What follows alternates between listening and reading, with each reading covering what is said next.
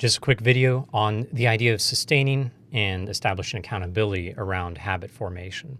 Once a client has learned about their habits, once they have begun to run some great experiments and they have a pretty solid system in place, it is a very important part of the process and framework for the coach to step back and help the client just run with it, to continue to see success each week.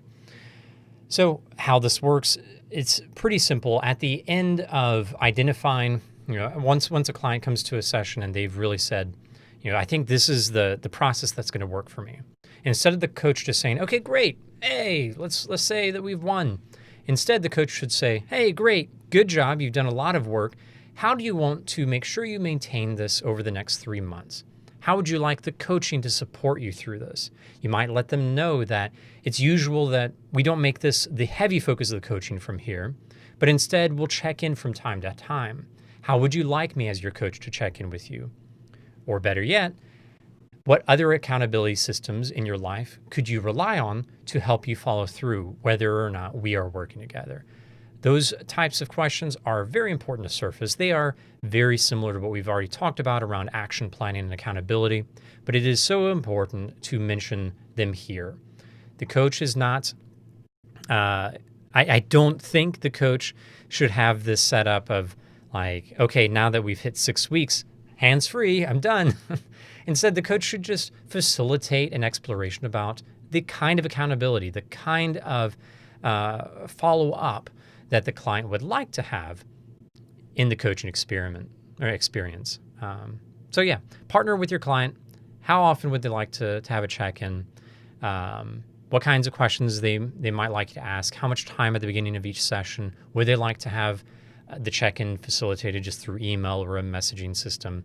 Whatever works for them.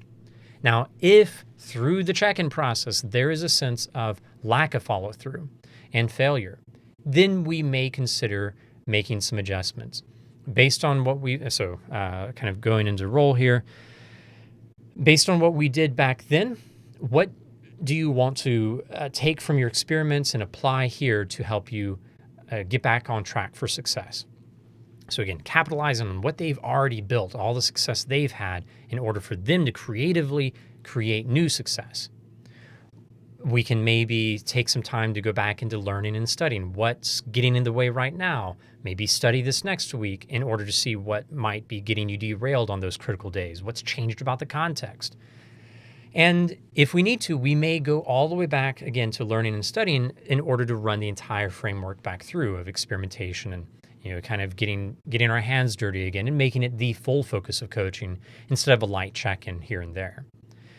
But overall, sustaining and accountability and maybe making some adjustments, these pieces are still a part of the framework, even though as part of the framework, we are actually saying the coach is stepping back more into the backdrop as the client is performing their behaviors and maybe jumping back in with more, a little bit more creative work and redesign if needed.